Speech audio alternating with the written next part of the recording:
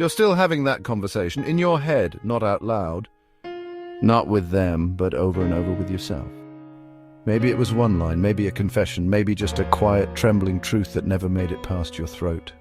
It's the moment you didn't speak, and now it won't leave you alone. You replay it at night, it flares up in the silence between distractions. You revise what you would have said. Imagine how it could have changed things. You tell yourself it's done, it's gone, but something in you knows it isn't. Because you didn't say it, and so your body remembers what your mouth refused.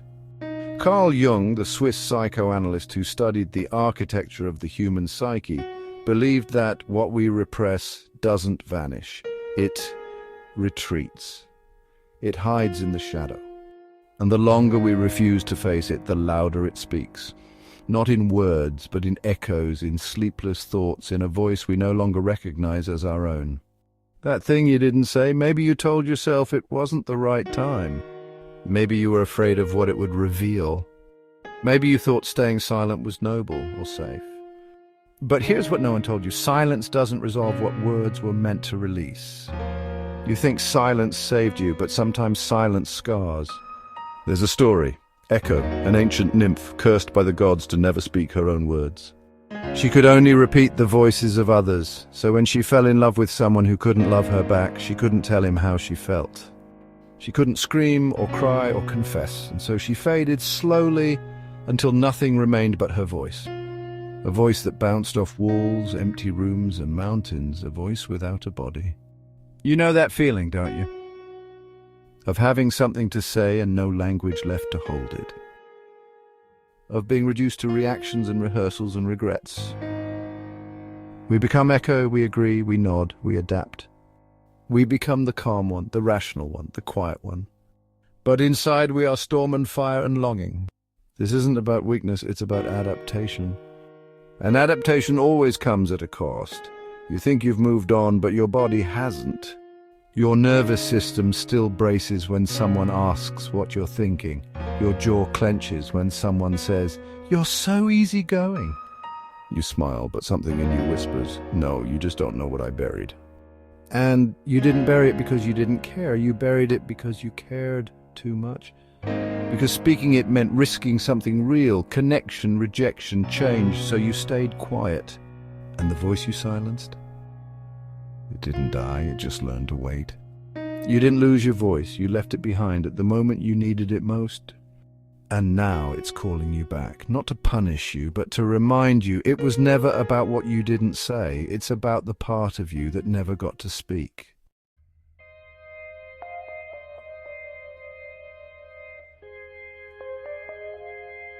You keep calling it clarity. You say, "I just need more time to think it through," but you're not thinking anymore. You're spiraling, and the truth is it's been months, maybe years.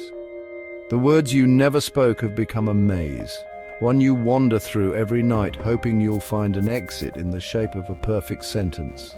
But you won't, because the moment already passed, and your mind, despite all its brilliance, can't undo a silence it was never meant to carry alone. Alan Watts, the philosopher who warned us about the traps of overthinking, said it best, "A person who thinks all the time has nothing to think about except thoughts." That's what spirals are, thought chasing thought, emotion dressed as logic, fear pretending to be insight. You believe you're being responsible, but what you're really doing is rehearsing a version of yourself that never existed, the version who knew exactly what to say, when to say it, how to say it, and still be safe. But that version was never real, and now your mind is stuck performing a play that no one is watching. Jung saw this too. He believed that when we deny expression to what's true in us, the psyche doesn't go quiet. It speaks in other ways, dreams, projections, repetition. You don't overthink because you're confused. You overthink because you're afraid of being misunderstood, afraid of hurting someone, afraid of what might collapse if you said the thing you've buried. So instead of risking pain, you invite paralysis. It's like trying to swim across a river by standing still. The more you wait for certainty, the further away the opposite bank feels. There's a paradox at work. The more you think about saying it, the harder it becomes to say. You confuse preparation with healing, but thinking is not healing. Thinking is thinking, and too much of it becomes a cage. You tell yourself you're being cautious, but what if you're just scared? What if the real reason you're silent isn't because you're careful, but because deep down you believe your truth is too heavy to carry out loud? That's the illusion of control. You try to manage every variable before you speak. You try to guarantee a reaction before you offer the truth. But speech is not a contract, it's a release. It's not about what happens next. It's about what happens now. Here's the quiet tragedy. The longer you think without speaking, the more foreign your voice becomes to you. Until one day you forget how it sounded when it wasn't edited. That's not thoughtfulness, that's erosion. So if your mind is still replaying what you never said, maybe it's not asking for more analysis. Maybe it's asking for permission to stop circling, to stop perfecting, to stop pretending that silence is always wise. And to finally admit the words didn't come late. They came right on time. You just didn't feel safe enough to let them live until now.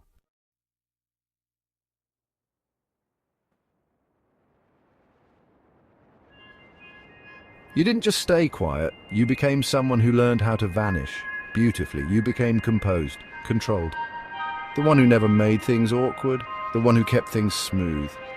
The one who nodded even when it hurt, and people admired you for it. They called it strength, they called it grace. But they never saw the part of you behind the smile, the part whispering, "Say something, please, say something." Carl Jung, the Swiss psychoanalyst who mapped the inner terrain of the human soul, called it the shadow.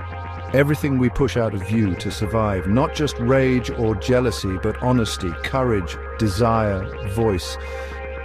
You weren't born silent, you were trained into it by classrooms, families, cultures that taught you which parts of yourself were too much, too loud, too inconvenient. And so you began to edit, then erase it, until one day you couldn't remember if you were being kind or just disappearing. James Hillman, Jung's intellectual descendant, said the soul wants to be seen, witnessed, recognized. But when your words are always folded in, when your truth lives only behind your eyes, you begin to feel like a ghost in your own story. You say you're just reserved. You say, I don't need to say everything. But maybe that's not clarity. Maybe that's camouflage. Here's the moment you don't talk about. You're sitting at dinner. Someone says something that cuts, something you don't agree with, something you want to challenge. And you feel it rise in your chest. The sentence, the opinion, the you that wants out, but it never makes it to your lips. You smile, you nod, and no one notices what didn't happen, but you do. And that's the moment a crack forms, not in the world, but in you. Jung warned that if we identify too strongly with the persona, the mask we wear to function, we begin to confuse it with the self. We don't just act quiet, we become quiet. We don't just hold back, we forget we ever had anything to say. This is the tragedy. When you don't speak, you don't just lose the conversation, you lose contact with your own aliveness. Because your voice isn't just sound, it's identity. And when you bury it long enough, you start to decay from the inside out. But the shadow doesn't stay buried. It knocks in your restlessness, in your resentment, in your longing to be understood when you haven't made yourself known. You think you're the calm one, but beneath the surface is a storm that's learned how to hold its breath. You think you're safe, but what you've really done is shrink yourself into a version that no longer has space for your truth. You're not silent by nature, you're silent by strategy. And the longer that strategy goes unquestioned, the more your real self becomes a stranger in your own life. You didn't betray others when you stayed quiet. You betrayed the part of yourself that knew this matters, I matter, and I deserve to be heard, if only by me. So ask yourself, who am I when I'm not afraid to speak? And who have I become by not asking that sooner?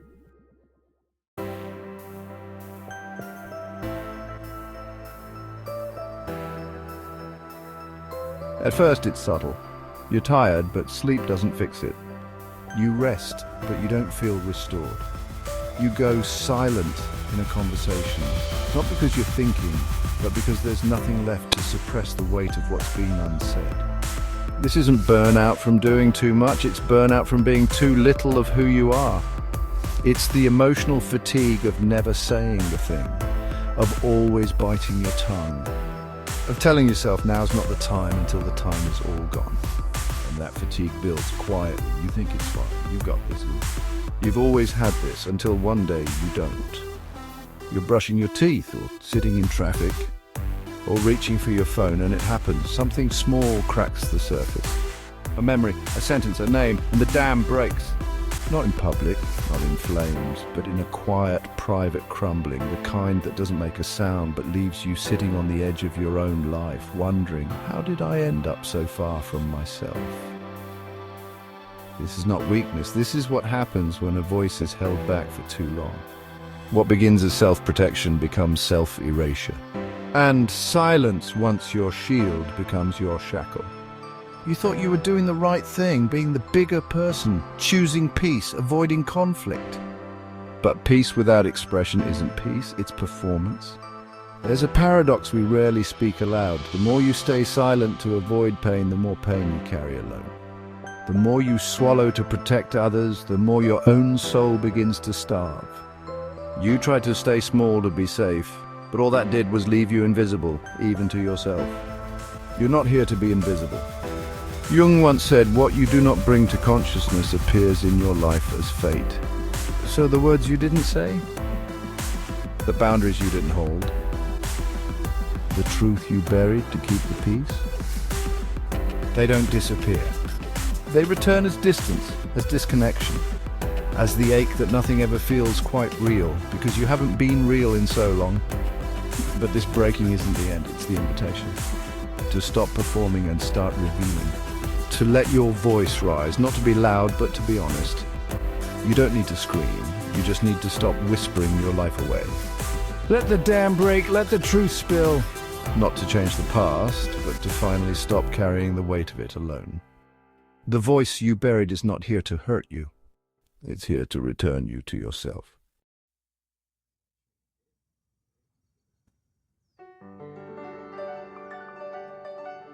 You didn't lose your voice, you traded it quietly, gradually, for belonging. Not to deceive, not to manipulate, but to survive. To stay connected, to be safe. You learned that speaking could cost you love. That honesty might shatter the room. So you adapted, you learned to read faces before you finished your sentence. You trimmed your words to fit into silences that didn't welcome truth. And with every withheld truth, you taught yourself it's better to be agreeable than authentic. Better to be silent than rejected.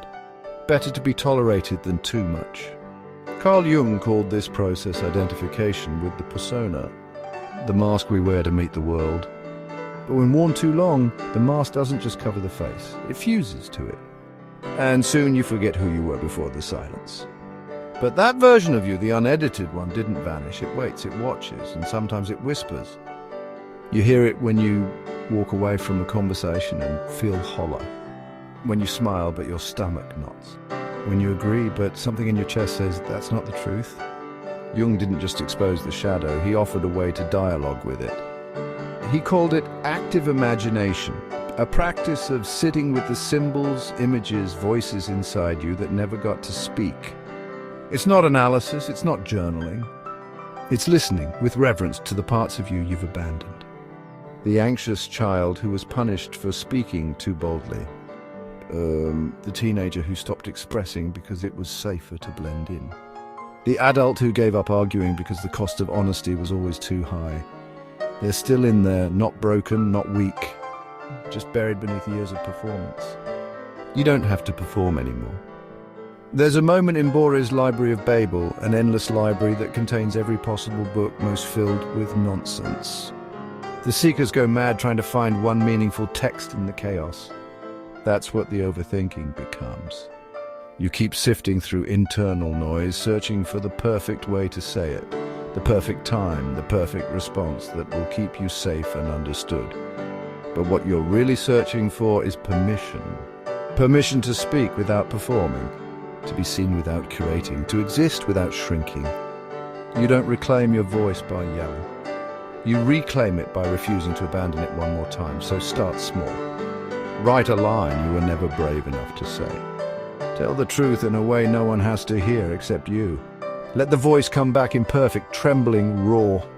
Let it stumble, let it rise, let it remember itself. Because this isn't about volume, it's about alignment. It's about no longer mistaking peace for silence or strength for suppression. You don't need the perfect words. You just need one real one. Say it to yourself, to the page, to the mirror, to the past version of you that learned silence too well. Because now, finally, you're not just remembering what you didn't say. You're becoming the person who can say it, and that changes everything.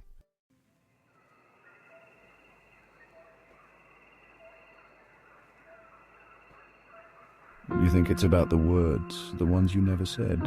But it's not. It's about the version of you who didn't get to exist because those words stayed locked inside. The you who dimmed, who deferred, who kept the peace at the cost of your presence. The you who waited for a moment that never came. The you who now replays that silence like a looped prayer with no altar. But here's the truth. Not everything needs to be said to be healed, but everything must be seen. There's a scene. You're sitting on your bed. It's late. You've written the message 3 times, the one you never sent. You read it over, and instead of hitting send, you delete it. That's the moment you realize what you were searching for wasn't a response. It was relief. And relief doesn't always come from expression. Sometimes it comes from release. Carl Jung once said, the privilege of a lifetime is to become who you truly are. But that doesn't always mean confrontation. Sometimes becoming who you are means forgiving who you were. You stayed silent for a reason. Not because you were weak, but because you were protecting yourself. Because you didn't have the tools. Because the room wasn't safe. Because the risk felt like more than you could bear. And that deserves compassion, not shame. You think if you had said the thing, it all would have changed. And maybe it would have. But that doesn't make you a coward. It makes you human. Regret isn't proof of failure, it's proof of awareness. Proof that something in you was alive, even in silence. That a part of you wanted more, and that part still does. But now you don't have to carry it like a wound. You can carry it like a lesson. Not as punishment, but as permission. Permission to be different now. To say the thing when it matters. To stop editing your soul into something palatable. To let your voice be awkward, imperfect, too much, and still true. There's a paradox here, the final one. What you don't say can haunt you. But sometimes saying it isn't what heals you. It's knowing that you're allowed to. That your silence is no longer a sentence, but a choice. So make a new one. You don't have to post it. You don't have to send it. But maybe, just maybe, you can leave it here in the comments. The sentence you never said. The moment you've been replaying. The part of you that stayed quiet when it wanted to scream. Write it not for them, for you. Because when you name what you buried, you begin to unearth yourself. And maybe that's the only closure you ever needed, not to be heard. But to finally listen to the voice inside you whispering, we're safe now, you can speak.